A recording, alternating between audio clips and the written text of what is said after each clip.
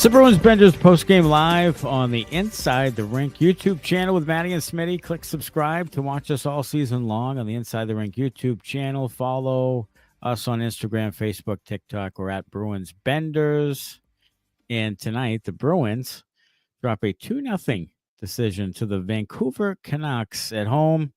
Outshoot the Vancouver Canucks by a large margin. Only give up 14 shots in the game. But as will be the case much of the season, Boston Bruins are offensively challenged. Yeah, it's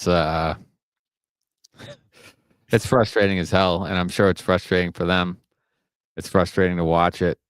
They just can't finish. They've had numerous glorious chances and just can't put the puck into the back of the net. Yeah, tonight there were several chances. I mean, the last 20 seconds was like a microcosm of the whole thing. Marchand gets a great tip, but left pad save, and then, just there's all sorts of traffic in front. Puck just won't pinball in. And, the Bruins are just having a hard time also.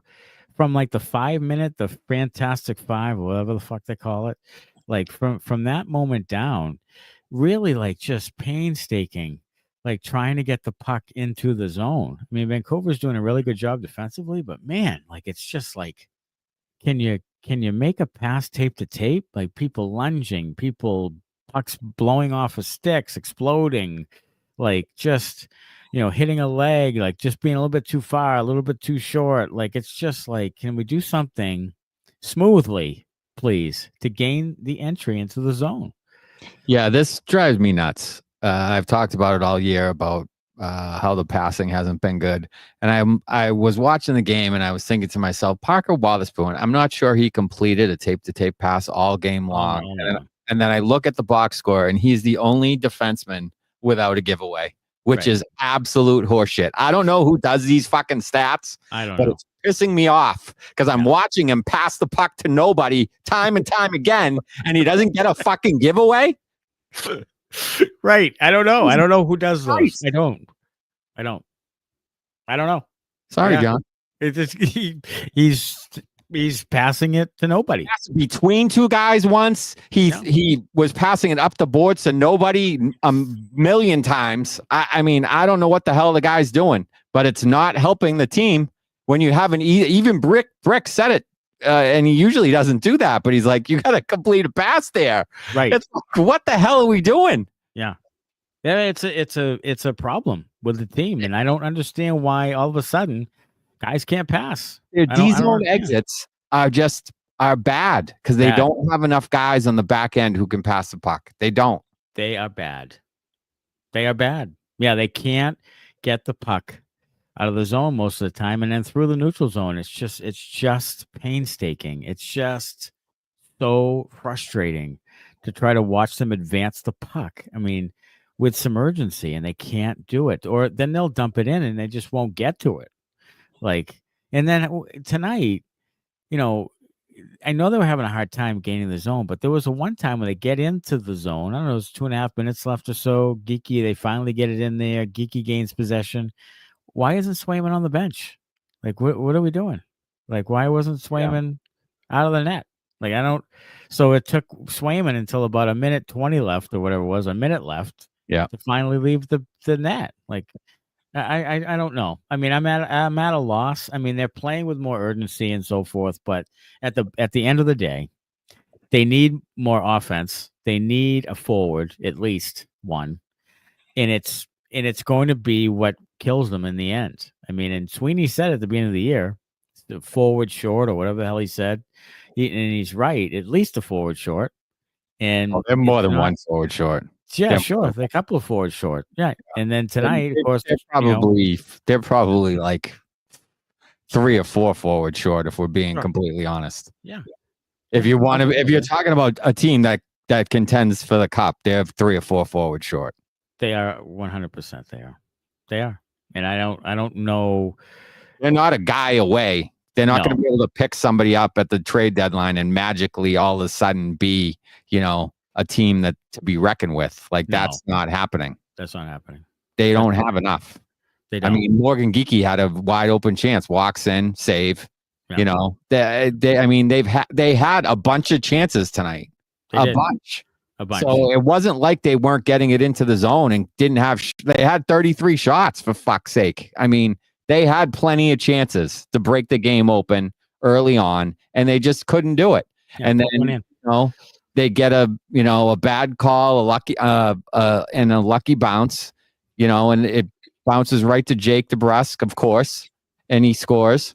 Jake scores in bunches when he's on, and he had 2 goals and assist in the last game or whatever. So, he's going right now. Yeah. And then, an empty net goal at the end. And, people will probably blame that on McAvoy, but I mean, yeah, he didn't score all game, Yeah. What's the difference between 2-0 and 1-0? Yeah, I mean, what's the difference? They're not going to score there. Yeah. They're not going to score there. No it was 12 seconds left in the game. They're not going to score there. I mean, yeah, it's frustrating, and you want to throw things. Believe me. Sure. Yeah. I want to throw everything. I want to throw myself out the window. Yeah. But you're not going to score there. So what's the difference? What the problem is that they just can't finish, and they don't have a center who can play offense to speak of. To be frank with you, they just don't, and it's killing Pastrnak, and it's killing. They don't have anybody that can play offense. They don't have zero. They have 0 people. Pasternak's lost. It doesn't matter if it's a center or a winger, or they don't have anybody that can play offense. They just got shut out for the 4th time in fucking 22 games or whatever. Yeah. I mean, they are offensively challenged. Mm-hmm. They are. So, maybe it's not going to get better. Yeah, I mean, maybe some of those will go in eventually when they're not gripping the stick so tight. But they've been gripping sticks tight all year long because they haven't been going in all year long. No. So it's not going to get better anytime soon. They're going to have to. And people are saying, "Oh, the goalie's a bum." That's Vancouver's 8th straight road win. Lankin is 7-0 on the road with the goals against under 2. So let's not pretend that he's not very well. Yeah, he's doing very well. Unbelievably well. Yeah, he's playing great. Yeah, 8th straight. Yeah. Yeah. I mean, and he's 8-0 on the road with the goals against under 2. That just got better than that. So it's probably 1-8 now or some shit. Yeah. So yeah, I mean, he's been really good, and they've been really good on the road. Sure. Kind of a rope-a-dope today because the Bruins, carried the play for most of the game. Other than a couple of a fluky power play goal and a empty netter. Yeah, I mean, here's the good thing: they are getting more shots. They're more shot conscious. Like they're trying to shoot the puck. Yes. When before it was like quality over quantity. When none of them had any any chance to get quality shots. So now they're out shooting teams. So that's a good thing. And defensively, they're playing really well. Like I thought, look, at the end of the day, they played a pretty good home game. Like, they played a pretty good game. Yeah. Like, they just can't score. No, it's the lack of finish. I mean, yeah, it was fine. Like Swayman had to make a couple of big saves. But other than that, like they didn't really challenge him. Like the high danger chances at one point, I think, were like 5 or 6-0 for Boston. Yeah. And it was probably like that most of the game. Sure. So, just some bad breaks, bad luck around the net. But, I think that's what it's going to be. They're going to be in close games all year because they can't score. This is what it's going to be all year long. I mean, this is going to be low scoring, grind it out, absolutely bite all your nails off type of hockey because they can't generate enough offense and score enough goals. I mean, they just can't. The shots, the shots are good, but now they got to work on getting to some of those rebounds. Like the rebounds are sitting there, and they're just they don't have guys. We talked about this a little bit before on either one of the other post games or on the pod that they just don't have guys that can find pucks. They can't in rebound situations. They just don't. Right. They just don't. They're either in too deep, or they're not getting there at the right time, or they get their stick tied up, or whatever the case may be. They just can't find pucks on rebounds. I mean, how many times tonight, like you said, like the puck gets shot near the net, and guys are just like they're battling the guy in front, but the puck's like at feet, and like they're not like, what are you doing? Like they're tied up with a guy, and they're not seeking to where the puck would be. Like I don't understand. Yeah, it's almost like they're just trying to beat traffic in front and not really trying to find the puck, which I don't. If that's what they're being, coached, I don't like that at all. Like you need to be able to find the puck. Like get your eyes up. Yeah. Defenseman get the shot through, try for a tip, and then find the puck. I know. I mean, I know. Jesus, find the puck. Yeah, I don't know. I mean, it's just right now it's just very frustrating. Of course, the longer it goes, the more they get frustrated and can't do anything. So that's we are seeing some positives from the team, like that they are playing better, they are playing with more urgency and all of that, which we thought they would. But again, I mean, have they beaten a good team to speak of? No. Like this is another one. Good LA team. Kings, like in early October. Yeah.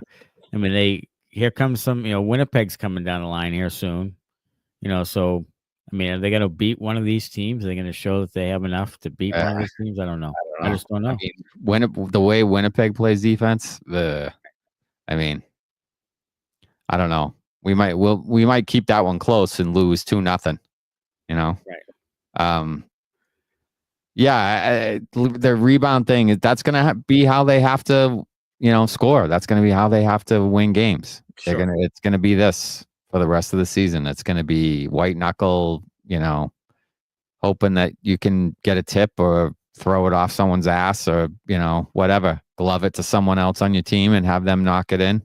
Apparently that's allowed now. Wasn't in the playoffs last year with DeBrusque. That's allowed. Yeah. So it's now it's fine. People.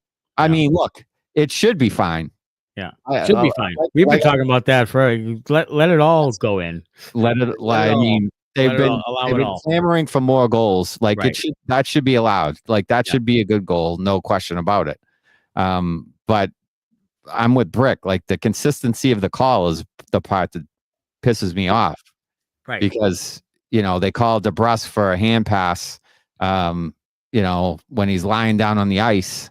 And they wave a goal off in the playoffs, but that's fine. This play tonight was fine. So I don't understand it. I don't get it. It makes it appear as though, and I'm sure it's not the truth, but it makes it appear as though there is like something against Boston in the league office. It always seems to go against all the goaltender interference shit. All those calls seem to go against the Bruins. Mm-hmm. And they do. Maybe it's just coincidence. Yeah, probably. It's just coincidental incompetence. Yeah, but it doesn't feel like it. It doesn't feel like it. No, it doesn't. Brad Marchand tonight, 6 shots. I thought Marchand played pretty well tonight. I think he's getting better and better. Had 2 shots missed as well. The giveaways tonight, they only had 12 as a team, but 9 of them by defensemen.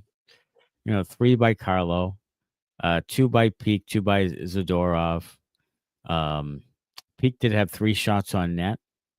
I thought Lowry and McAvoy were both pretty good tonight. I thought Lowry was pretty good, especially at the end of the game. I thought Lowry was actually rushing the puck, had a brilliant chance in the slot, toe drag shot, like had their best chance. I thought Lowry was good. I thought McAvoy was good, and I thought Zadorov, minus the passing the puck out of his own end part, which I think which is a big part. But I thought he was overall pretty good. When he gets it on his stick and he has a little space, he can rush the puck. So maybe he's turning a corner a little bit, hopefully, because we need him to be more than the stationary penalty prone traffic cone that he's been since he signed. So any kind of steps in a positive direction are good. And we need Lowry to be, because him and McAvoy are the only 2 guys that can pass the puck out of their own end. They are. Sure. The rest of the defensemen are inept in that way. So they have 2 guys who can do it. They're playing together, and then the other 4 guys have no fucking shot at all. None. No. None. Yeah, Tip it up the wall and hope for the fucking best. Sorry, John. Yeah. And I'll tell you what, Zadorov, in my opinion, he's been, he was one of the vocal ones that talked about how they were playing soft and so forth and all Yeah. of that. And I think he has played better since Montgomery left. I don't know if that's probably complete coincidence. Probably. It's probably just him, like, just being a little bit more conscious of his game, but he is doing some better things on the ice. And he's fine. Like, he's fine. He's not $5 million fine, but he's fine. No, he's not. Third pair fine. Yeah, But exactly. that's about what he is. And if that's what he needs to be, then fine. Then okay. Like, it's better than the alternative of taking penalties and throwing it to the other team and Yeah. being a traffic cone, like you said. But it's all at a gross overpayment, which is it's gross overpayment. It's gross. And this off season could be looking back, could be a real killer for this team. Like, going forward, like a real killer. Yes, like a franchise altering bad.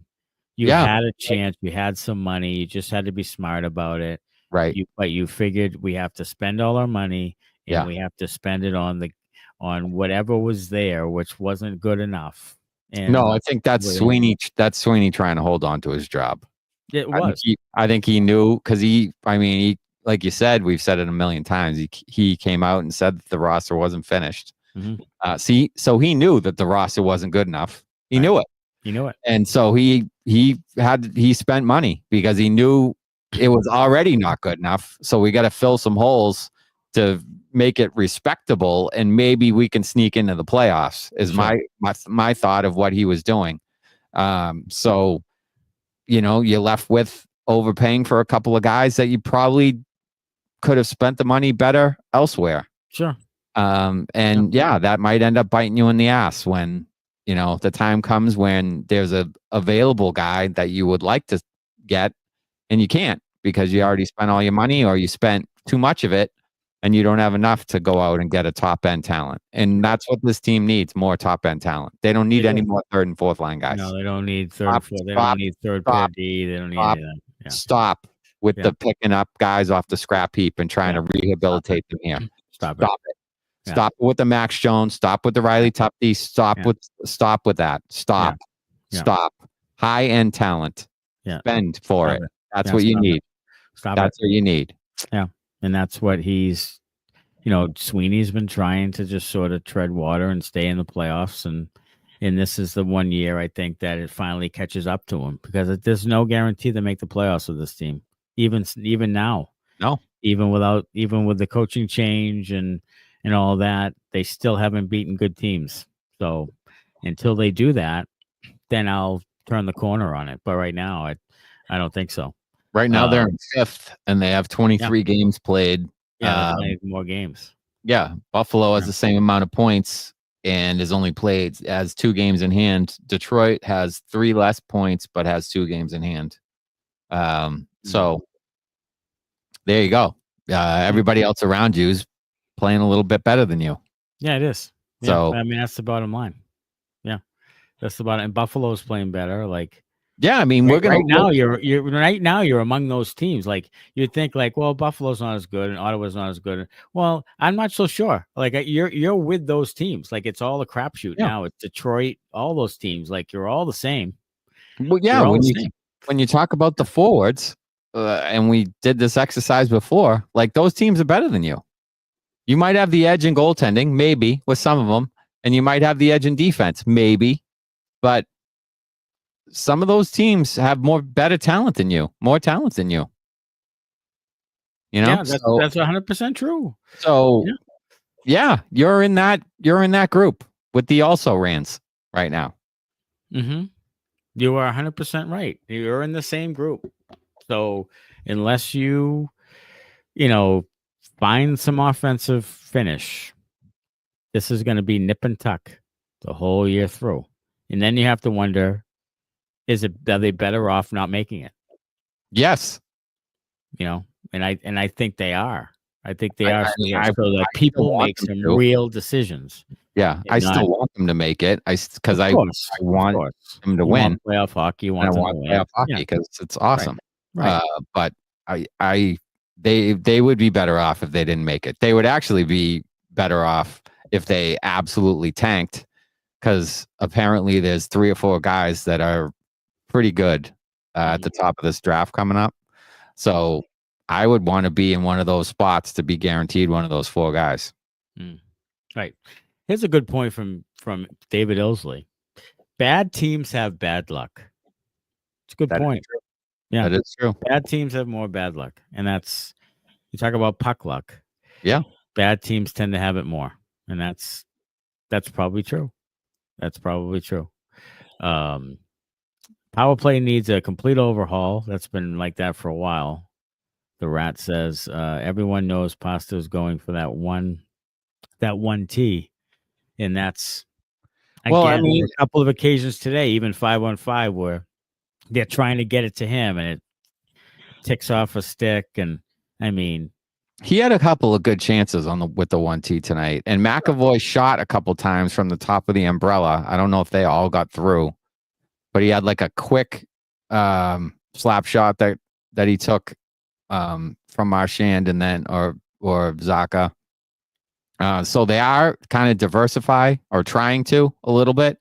And it seems to have opened up Pasta for the 1-tee, because before he wasn't even getting them off. Right, he wasn't. Like that used to be on the regular. He was taking 3, 4, 5 of those a game on the power play. Yeah. But you had Bergeron. You had to honor Bergeron. Yeah. Now you just don't see it. So the fact that they got a couple off tonight, I think is a good sign. And they were trying to work the down low play, and maybe with a little bit more, practice, or those guys getting used to each other, they'll figure that out. Yeah. A lot of teams go down to the goal line and then back to the bumper real quick. And it looked like to me a couple times that was open and they didn't make the pass. So, yeah, I mean, I don't know. They obviously know more about hockey than I do. Mm-hmm. But it looked to me like the bumper was available a few times for one of those, like a quick touch pass, like as it goes down low back to the bumper for a quick shot. Yeah. But, maybe that'll open up. Maybe they'll figure that out on scouting. I think Chris Kelly's still in charge of it, because when it was 6-on-5, he was diagramming something. Can we put somebody in charge of the damn thing that actually has played it before instead of a guy? I mean, that's part of the problem. Why do we have a mucker? Why do we have a checking line center in charge of the goddamn power play? Why? Can we find Mark Savard? Can we ring him up? Can we get Eric Lindros out of the concussion home? Yeah. Put it Mark Recchi. Can we find someone that has played the goddamn power play and put him in charge of it? Yeah. Please, for the love of God. It's amazing to me that Chris an offensive player starts the power play. It's amazing to me that he is running the power play. I don't know. I mean, can we get guys that don't have to Google it, to coach it? Like, can we get the guys that just naturally can do some power play? I probably have more power play time in my hockey career than Chris Kelly does. Well, it was his last 12 seasons. He had 0 power play goals. Yeah, so I've had more than that in my hockey career. Right. Rob Spector says that he loves Smitty has to vomit in a bucket from that last period. Yes. And why is Geeky on the first line is a more important question, Rob. And that's an outstanding question. Well, they don't have much there, but Geeky has not done anything for me to see anything from him. No, they don't have anybody else. Is what the answer is. That's what the answer is. If your fourth line there. If your fourth line is fine. Yeah. And Marchand, Brazo seem to have a little something. Sure. I don't know about Elias Lindholm. He's been I don't know. hit or miss. I mean, he does make some plays physically and winning puck battles. But 5-on-5, he generates 5-on-5 offense. He's nothing. Zero. No, nothing. Nothing. So, yeah, maybe you could try somebody else there, but I think they like the fact that he's a get to the front of the net guy, win puck battles guy, with Zacha and Pastrnak, who are both a little softer, so shall we say. Mm-hmm. So I think they like the fact that they have a guy out there who's a little bit more, in the corners type of a thing. Sure. So, you could mix it up and you could try somebody else there, but I honestly, I feel like at this point, I mean, we've been on them about the lines forever. Like, just go with it for a bit and see what happens. Yeah, I think it's good. They don't have much else. Just go with it for a bit. And look here's the thing. Here's my argument. They had 33 shots on net, 34 shots on net. Yeah. Like they're generating the shots on net. It's just the finish. Right. So it does it really matter who plays with who when nobody can score? Yeah. Like it doesn't matter. Right. Like at least they're generating more into the 30s shots in a game. Yeah. So that to me, that's not a line problem. That's a finish problem. Yeah.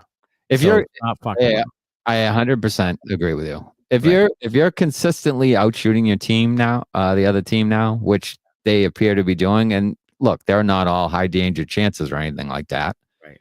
But if they're consistently doing that, that's winning hockey. Like before, the other team was always outshooting them. They were always on the wrong end of that. And getting dominated time of possession and zone time and all that. So, at least they seem to have flipped that. And, that's a better indication of, maybe they can win some games this way if they can find their finish. Yeah. But we'll see about that. Right. Yeah. We'll see about that. The offense is just in the passing. Yes. T-Boz talks about the passing. We talk about the shit passing all night. The passing is just horrific. Like at times it's just like awful to watch. It's amazing to me that they can't complete passes and that the passes are so errant. And I feel like they don't have a plan or just seem to be there's a lack of fluidity to what they're doing. There is. It's just again, it's still like they haven't played a lot together. Like it's just, and maybe it's the line thing. It could be. Maybe that screwing with the lines really hurt that whole situation. It could be. They never got any rhythm or with it, and that could be. But man, it's just like make a tape to tape pass. Yeah, it really feels like they don't know where each other are going to be. No, it does. It does. It really feels like it's disjointed, and I don't know where that comes from. Kyle Galusha says, "Do you think Pasta waives his no movement clause for anyone?" I know. Do you think it gets to a point where he gets like, "Dude, you got to get me a center. You got to get me something." I mean, I could see it happening behind closed doors where he says, "Look, I need a center. I need someone who can play." Yeah, I mean, if this production's plummeting. Yeah, I mean, if I'm him, I mean, I guess I'm paid now, so I don't know if I care all that much. He probably does. I mean, I hope he does. Right. But yeah, I mean, if I'm him, I'm gonna complain and say, you got to surround me with some offensive talent. Like, where'd the offensive talent go? That'd be sweet. If you gave me some a center who could play. Dan Maynard says that he likes the Woodford Reserve. Oh yeah. He says, secondly, he was a bartender at one point, and with his old fashions, he would use a lighter to light the oils out of an orange peel and drop it in, giving it a smoky, citrusy flavor. Not sure how common that is. Huh. Well, you said that. Smoked old fashioned is a thing, and they smoke them if you got them. I've never had one of those, but from all the talk on here, the next time I see it on the menu, I am partaking. Yeah, he said he knows what bourbon guys, but not sure where you stand on Scotch. But his go-to is Oban. It's a bit lighter on the peat flavor and a lot smoother on the Scotch. You a big Scotch guy? I'm not a Scotch guy. I tried it, and I just I couldn't ever get into it really. Yeah. My wife's grandfather was a huge Scotch guy. Okay. Always Scotch. Dewar's on the rocks. Dewar's, yeah. Okay. Or Dewar's and ginger, either way. Okay. On the rocks all the time. Every day. He'd have one every day at 5 o'clock. Yeah. And then holidays, he would hit it hard. Right, yeah. That a boy. Yeah. Good man. Dan says that the Dropkick Murphys, he says he understands. my Dropkick Murphys hate is rather strong. Yeah, it's world renowned, really. It is. It is renowned. If you ask people around Boston, like, hey, what does Matt think of the Dropkick Murphys? Oh, yeah. Stay away from that. Stay away. Doesn't like those guys at all. Yeah, doesn't like them. I played it for my daughter today, and my daughter, who's 21, I played it for her, and I was like, you know this song or whatever. So I played Shipping Up to Boston. She's like, oh, yeah. They play this in an Irish pub every once in a while. I was like, yeah. And she's like, this is awful. I was like, thank you. You know, you're cut from the right cloth. Dan Maynard says 33 shots on net is too many to be shut out, which is true. It should be silence with heads down in the locker room post game. Who knows? 33 shots against a decent goaltender, says Rob. All the team needs is non-moron in net, and they win every time against this team. Well, that's true. Right now it is anyway. Oz says, I don't think we should hang our heads too deep on this one. Of course, there are flaws, but they can be addressed internally. Poitras would probably get the scores on the team on some great A grade chances today. Pasta and Mashi tried to go through a Canuck wall. Lankinen stellar, and he was stellar. The Poitras thing, I don't know where you go from here with that. I don't know if you just keep him down there and let him play. Of course, he's down there playing with Tufty, and I mean, I'm seeing him playing with all these different guys. He is playing with Lysell. Yes, thank God. Can you just play him with Lysell? He's playing. So I believe this past weekend they started playing with Lysell. So it's as far as I know, it was Max Jones, Poitras, Lysell. Yes. And I believe I don't know if they have points in both games of the weekend, but I know that they both had points at least in one of the games over the weekend. I was keeping track a little bit. So it seems like they're starting to, do what we tell them to do. Yeah, I mean, it seems as though. I mean, I think it's the right thing right now. Of course, it's the right thing to do. Of course, it is. That's why it took them. That's why it took them so long. So to do it, and that's why it took them so long. Yeah, that's why it took them so long. Yeah. Bruins have no power play or plays on 5-on-5. Leonard, I think 5-on-5 is a real issue. I mean, power play is, of course, and it has been, but the 5-on-5, it's a problem. Scoring goals 5-on-5, and it has been for a while with this team. Even last year, it has been for a while. They're starting to generate more chances. They are. I mean, they're getting more pucks to the net. They're not being so selective. That's a positive. That's all I'll say about the 5-on-5 is they're starting to generate more chances and getting more pucks to the net. And I mean, Bergeron was renowned for that. You just come into the zone, flip it on net, get a face off, and then they have an offensive zone draw, and then maybe you can get something done. Right.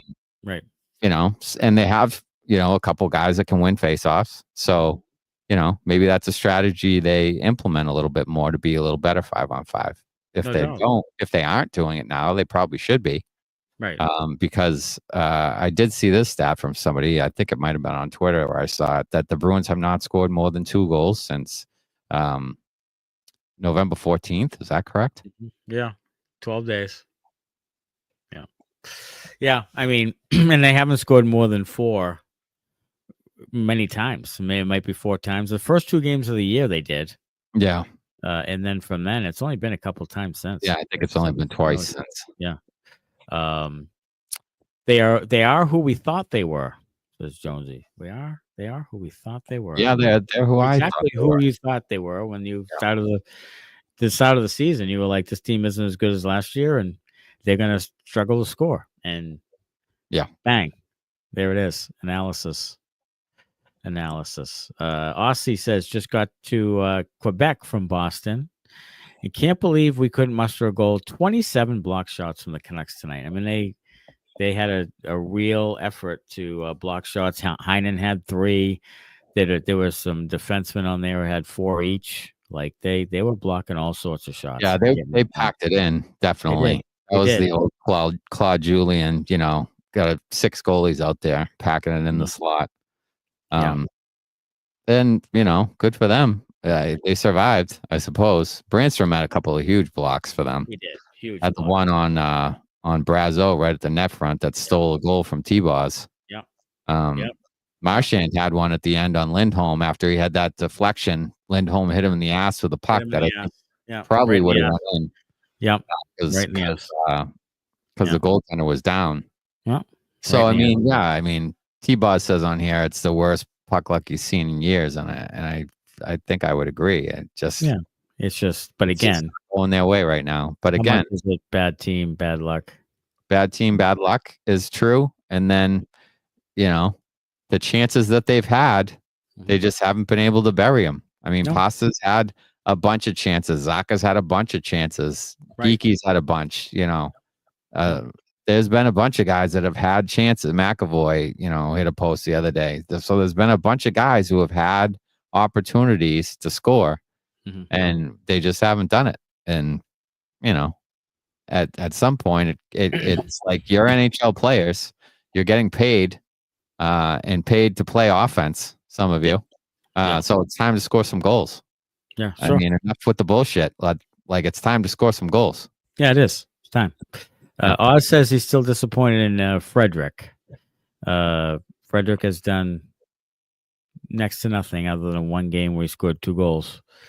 Been a minus player, just not done much of anything, especially 5-on-5.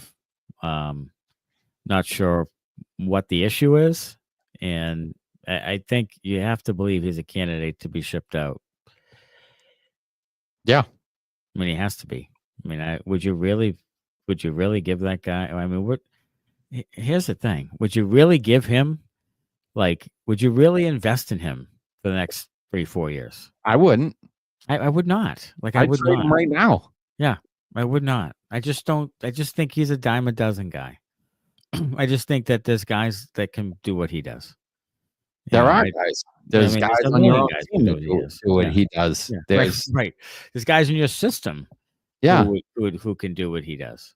Max Jones can do what he does. Yeah. Yeah. Which is nothing offensively. Right. Take a penalty. Take a penalty. Over. Yeah. Sure. I mean, they have guys who can do that, and he's going to be looking for a raise. They don't need him. They really don't. No, they don't. They don't. T-Boss talks about McAvoy's overpassing. It's been a issue for a while, like a long time. That he does overpass. I do think he's trying to shoot more. I mean, he is. He's trying to shoot more. He had one late tonight where it got blocked. I think he is trying to shoot more because I think the message is getting into him to do that. But we'll see. Bruce says you can have money, but guys have to be available. Not many top scorers ever available. And that's very true, Bruce. I mean, they didn't have the center they needed in the offseason. And I said that from the beginning. That's not the center you need. Center you need is a playmaker, is a top line guy. And that's not. So don't just chase the position and get the best available center that you think might be. Don't do that because that's not fixing the concern. What you needed was a different type of player than Lindholm there. And it's not available. It's not available. So go get a winger who can score 30, 40 goals. Yeah. And then figure it out. I don't have a problem with the player. I think he would make a fine third line center, a good face-off guy. He's sound defensively, great, but just not at the price, they paid him. That's too much, way too much. Yes. So I don't have a problem with the way he plays and the player. He's just not the answer they were looking for in the top 6. It's just he's not really a top 6 player. He isn't. Right. He was when he was playing with great players around him, but that happens when you play with great players. Mm-hmm. That's why Rob Brown had 150 points or whatever when we played with Mario Lemieux. If you play with great players, you're going to score or get assists just because you're with great players. Yeah. It's that's one of the reasons I don't want Ryan Nugent-Hopkins. Awesome. But he plays with Connor McDavid. Yeah. He had 100 assists last year or whatever, and 70 of them were on the power play. Right. I don't. He has 4 players. Because he's playing with, McDavid and Draisaitl. I don't want a guy like that. So I don't know. You need the high-end offensive talent to drive lines. You don't need the guys who are along for the ride. You need guys that are the alphas. You need more alphas, not the guys that are along for the ride. Sure.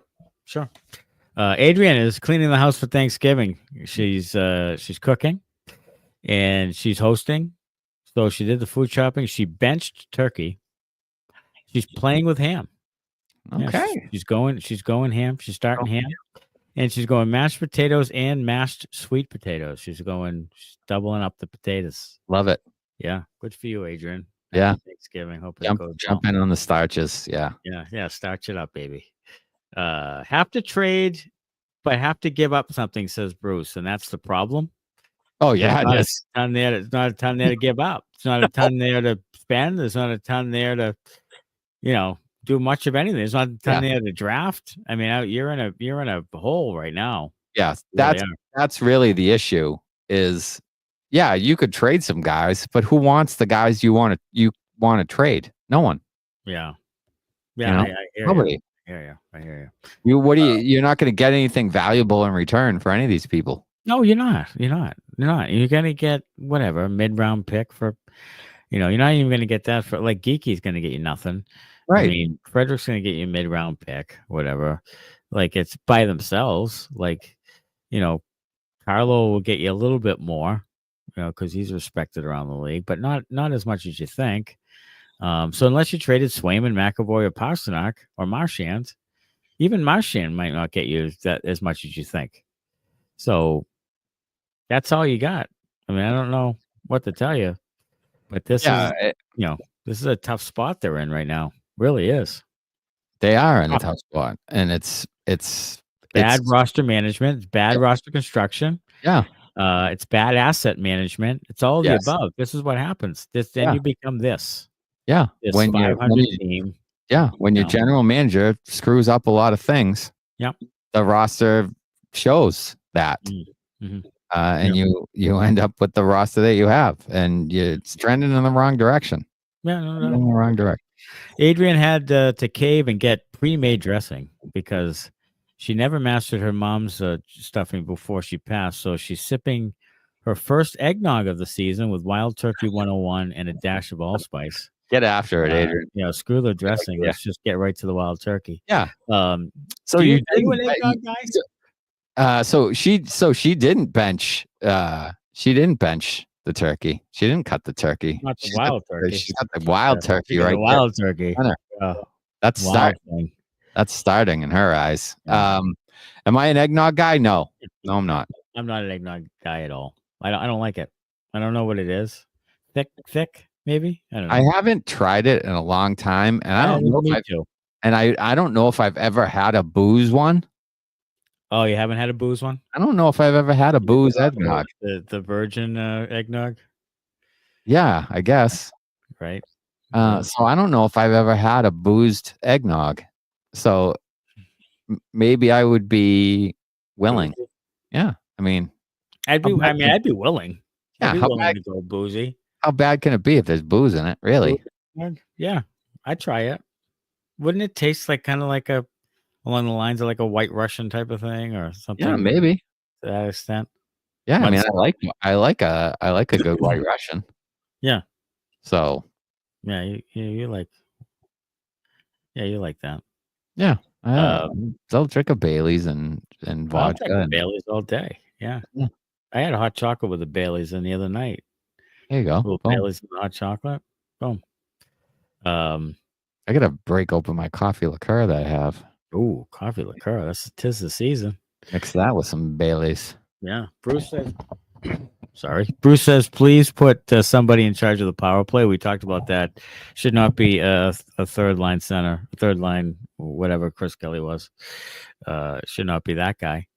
What do you think about this Bergeron thing? Rap brings up Bergeron. Like, I try not to get into my favorite player is going to be the best coach in the world thing, because I think too many people do that. Like, Bergeron, have Bergeron teach him. Look, first of all, does Bergeron want to coach? Secondly, because I wouldn't want to, and if I was him. And then secondly, like, does that necessarily mean he's going to get out of these guys, what you need to get out of, like that doesn't always work. That I don't understand that whole thing. Like, we're gonna have just put my favorite player there, and have him coach it. Yeah, I feel like, there's certain things maybe that they could teach, but they also, because they're so good, they just have, like, Bergeron's hockey IQ is probably unmatched. So he's not going to be able to translate that to someone else on the ice because it's just him. It's just the way he plays. It's his instincts. It's his stick position. It's all of those things. Getting open on the power play stuff, like, he has a feel because he played with Brad Marchand for 13 years or whatever it was. That's just chemistry over time. So could he coach the power play? Yeah, sure he could, and he'd probably do it better than Chris Kelly. But I think he has, he still has young kids. I don't think he has any desire to coach. He's probably having a good time, just hanging out with his family and not having to worry about the grind of, getting to the rink and doing all these things. Like, he's earned that, time off and relaxation and all that. He's put his body through enough trying to win games for the Bruins to enjoy some leisure time on his own. Sure. And Tangredi says, can anybody score? No, not in a brothel with a fistful of hundreds. That's for sure. Having a hard time right now. Savard is a coach for the Leafs. Yes, Patty. He is. I know. I was just picking he was just grasping at straws. Yeah. Geeky did have a slow start last year as well. Yes, injured then. He has had a bunch of chances last couple of games. That's a step forward. I think, Geeky is playing better. He is. But again, like, Geeky is what he is. I mean, he's 12 to 14 goals or whatever. He is what he is, the third line player. Right. Like, that's what third line players do. If Marchand doesn't want to play with him, maybe Pasta can take him under his wing. Pasta wants to play with Zacha. And I'm with you on the pairings. Like, pair Pasta and Zacha, pair Marchand and Brazo, whatever. Pair guys that look like they're playing well together. Pair Kastelik and Kep, whatever. I don't know. Pair guys together who have some connection and then figure it out. Then move the other guys around. Leave the pairs, leave the duos together. McAvoy said after the game tonight, the dam is going to break at some point. Just hope it's soon. And Charlie, we all feel the same way. Here's the thing. I think it's Mount Vesuvius. First of all, I think it's the Hoover. I think it's the Hoover Dam. It's a giant dam coming down anytime soon. I just think it's a dam situation. I think that the team is just offensively challenged. I just don't think they have a lot of goal scorers. They don't have guys who can put the puck in the net. Do you think they're all constipated? They're all stopped up. I think they're all jammed up. They're all backed up. They're all backed up. You need some X-Lax. Need some prunes. Get some prunes out there. So McAvoy tonight did have a couple of shots. Andy had 3 shots blocked. So 5 attempts. He's making an effort to shoot the puck. He is. I mean, 5 attempts from him. Yeah, fine. I mean, he is. And they'll need more from the back end because their front end blows. Yes, sir. David Ilsey says the issue with Trent Frederick is that he's Trent Frederick, and I think that's a good point. He can't morph into somebody else. No, And Kastelik does do what Freddie does and more, and I would agree with that. Like, Kastelik does what Freddie should do, and Kastelik is Freddie making $835,000 a year or whatever it is. Correct. There it is. Yeah. If you wanted to, you could trade Frederick, move Kastelik to third line wing, and bring up Trevor Kuntar or John Farinacci or Riley Duran and play them on the fourth line, and have Beecher center the fourth line. Fine, like I'd be fine with that. Save a couple $1 million on Freddie, pick up a mid-round pick, and there you go. Yeah, there you go. Producer Connor wants to know from T-Boz if he's had the chance to rock the Benders merch that he purchased. So we need to hear from T-Boz in the comments about whether or not he's had a chance to to wear his Benders merch around beautiful downtown Tampa. Yeah. Or St. Pete. Where is he? St. Pete? Tampa? I think Dan Maynard's is headed his way, but it's by Stork, or it's by a flock of seagulls. Kangaroo. Yeah. Right. It'll be there. It's by an orca. Hopping along. Yeah, it's by an orca, then a kangaroo, and then maybe a crocodile. We'll get it there. Don't open it, because there might be some of those dangerous cicadas in there or whatever. Yeah, there's a killer spider in there. What kills you in Australia? There's killer spiders. Killer spiders. Yep. Nikki Canucks says Peak looking good. I think Peak is actually decent. I mean, he's solid. We talked about it last time. He's solid. Bruins only have bad luck, no goals. You make your own luck at times. I think they need to make some more luck. The Blues beat the Rangers 5-2 in Monty's opening game. We'll talk about Monty in tomorrow night's. We're going to record tomorrow night's episode, dropping Thanksgiving Day. Yeah. And we'll talk about the Monty situation, what we think might have been happening there, which was interesting. Yeah, that's what we call a big market tease in the biz right there. A little foreshadowing about the Monty talk and what we think will go on with him. Some interesting stuff with Monty and some of his comments to the Blues media. So we'll dive into that on the pod. After we do so double dip tomorrow night. We get a post game live after the Islanders game, and then we're going to record after the post game live our weekly episode, and that'll drop on Thanksgiving morning, 5 a.m. So 5 a.m. when you get up to get those turkeys in the oven, you can throw on the pod and crack a little eggnog. Sure. And a little dirty eggnog, and get dirty with it. Rodolfo, greetings by Elias fan from Chile. Another country heard from here on the post game. Bruins have great players, but not a style of play. Is it a counterattack, pressing out, physical team? I think that's a great point, Rodolfo. Do they play the game in sections of 10 or 7 minutes? I think that the Bruins have an identity issue, like they're an identity transfer. They're transferring their identity, and it doesn't match up right now with some of who they had and who they have now, and kind of in the middle when it comes to the identity and how they want to play. We'd like to see them, and I know Smitty does for sure, like to see them play a more pressing, forechecking, aggressive style. I would. They don't play as aggressive. They don't have the personnel. Yeah, I don't think they have the personnel to do it. But I'd like to see them play more like the Canes. Yes. Panthers, and just press. And the Canucks did that tonight. That they forechecked well and caused some turnovers tonight too. Like that type of thing. And John Tortorella said the Canes are his model for the Flyers. So the Flyers want to play that style. They're not to the Canes level yet, but the Flyers gave the Bruins fits and beat them. So, they're playing a similar style as well. So I think more and more teams you'll see around the league going to a style like that. Sure. That just puts a lot of stress on the defense. And if you don't have guys who can move the puck and make quick decisions, you're going to struggle. And that's what the Bruins do against teams that play that way. Right. T-Buzz says, as soon as you ship it, he will wear it. And so I think it's probably been I don't even know if it's probably been shipped. We'll check that out for you, T-Buzz. Sandbagging, Monty. We'll talk about that on the pod. Yeah. As well. But it's nice to hear from different countries for sure. Tonight was a tough one. We are going to be sampling some bourbon. So get us some bourbon, some bourbon requests, some suggestions rather. We'll sip some bourbon on a video and I'll even throw in some of my my maple bourbon for you to taste.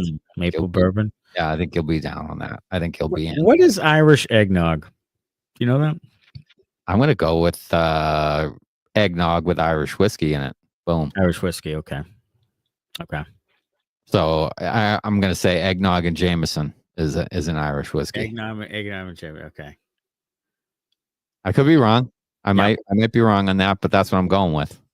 Okay. And I think that's a pretty good educated guess. Yes, Jameson is the Nicely done. Thank you. Jameson and eggnog. Yeah, it's Irish. I know my booze. Yeah, the Irishmen know their booze for sure. Come on over and booze with us. Yeah, that's booze. Come on over and booze with us. Elsie said something else here in the comments here. I'm gonna find it in just a second. As soon as I friggin' Derek great Skis players. Game. Yeah, Derek Skis of the game. He scored at least one goal to win. Yeah. He does say great players are almost never good coaches. Wayne Gretzky can't coach lesser players to have his vision in hands. I think there's truth to that. I think that sometimes great players don't understand why other guys can't do it like they can. Right. And I think that's a big part of it. Yeah. Yeah. That's where the disconnect is. There's been a few decent coaches as great players, but for the most part, it's good, role player type guys. Yeah. I think that make the good coaches, or guys that have a toughness to them. Your Rod Brindamore, I think Chris Kelly might make a pretty good head coach, but not a good power play coach. Yes, because he's kind of a business, all business, muck. Forecheck, hard on pucks. I think that identity could be good. And Brindamore's personality is certainly rubbed off on the Canes. Yeah. So I think he could be a good head coach, but not a coach of the power play units. No, I mean Tocchet has done a good job. There you go. Tocchet. I mean, the same type of player as Brindamore. Sort of same. Yeah, so, Berube was kind of more fighter. Paul Maurice was a kind of a, fighter, agitator. Julien was a defensive-minded guy who coached defensive-minded hockey. How about Monty and Julien together? That's an interesting thing. Monty wants to play one way. Julien does not like to play that way at all. So that's interesting. I would assume that Julien won't be there very long. The defensive zone structure, I think he'll probably help them. Monty. He could actually help Monty do that. Yeah. Because that might be a place where Monty doesn't do great, to be honest. Yeah. I mean, we were saying that they could use Julien here when Monty was still here. So maybe that works out in St. Louis. They can kind of meld those two things together. But obviously the head coach is going to win out when it comes to what system they play. Patty J says Patrick Waugh. Is he a good coach? Yeah, I mean he's had some good years, hasn't he? Yeah. So, but he's a goalie, and goalies are weird. Goalies are weird. They're aloof. So there's that. Weird. Yes. Samuel says time to retool, rebuild. Not enough talent to even potentially make the playoffs. It could be very true, Samuel. The problem is retool, rebuild is going to have to be like tear it down. You do have like 4 quality players. So I don't think you'll ever be bad unless you move on from some of those guys. So I don't know where you turn right now with this. I don't know. You can just blow it up, or you can hope to God that you can just tread some water and get somebody. And I don't know. I don't have any idea, and I don't even think they know what they're going to do with coach next year. Like I don't know if they know, and that's scary. It is. The whole thing. The whole thing is kind of in flux, kind of up in the air. You don't really know how the season's going to go. You don't know. There you have an interim coach. It could certainly go downhill in a hurry, especially if they can't find a way to score goals at some point. So. There's definitely some things on the horizon there, some decisions that are pretty big for the future of the franchise. No doubt. And, I'm not sure, and I've said this before, I'm not sure I want the 2 guys in charge now to be the ones to make those decisions. I really don't. Yeah, right. Salty Bruins fan says this team's best bet is to not make the playoffs, and I think we agree with you. I think it would create the most urgency. It would, and I think it would cause it would cause some changes within the organization that I think ultimately would be for the best. It would hurt right now for sure because we all want to see the Bruins do well. Right. But for the long-term health and well-being of the organization, I think that's probably what's best for them. And I'm seeing some of these comments. Boozy eggnog is the only way to nog. Irish eggnog is mother's milk. So you guys have talked me into it. So I'm going to find some eggnog. I'm going to throw some booze in there and give it another chance. Yeah. It's T-Baw's happy things. Well, actually, tomorrow's another game. So we have another game before Thanksgiving. Yeah. Well, we're gonna he uses Redbreast. Uses breasts. Yeah. One way to drink eggnog. Breast milk. We're going from eggnog to breast milk. Redbreast, it must be a booze of some sort, or a whiskey or something. I don't know what. Yeah. I don't know what that is. Ilsley says something Irish equals something with booze or potatoes. So that's typically true. Put potatoes in the eggnog? Is that potatoes? Yeah, potatoes. Isn't it like a potato? That's vodka is potatoes, right? Is that potatoes? Yeah. So T-Baw's is in Tampa. Okay. Good. Redbreast is a single pot Irish whiskey. Wow. Okay. T-Baw's is got the high end shit. So when we come down you just said top shelf where your mother holds the peanut butter or whatever. Yeah. You hide the pornos. Yeah. That's right. That's right. So yeah, when we head down to the greater Tampa area, we'll be looking you up, T-Baw's. Yes. We're gonna stalk you. We're gonna find you. We're gonna find your restaurant. We're gonna steal all your top shelf. We're gonna camp out in front of your restaurant, like a couple of homeless people. Yeah.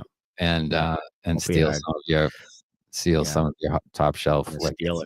Steal it. Yeah. A couple of from the north, from Boston, come down there and steal your shit. For sure. Well, hey, Bruins lose tonight 2-0 to the Vancouver Canucks and move to 10-10-3 on the year in 500, and they'll play at the New York Islanders tomorrow night, 7:30 start, which means about a 10 o'clock or so post game live with Maddie and Smitty, and hopefully the Bruins get back on the winning side. And then on Friday night there's also a game this week, and on Sunday the Montreal Canadiens. So centennial game on Sunday. December the 1st. Yeah. But that'll do it for this episode or this post game live.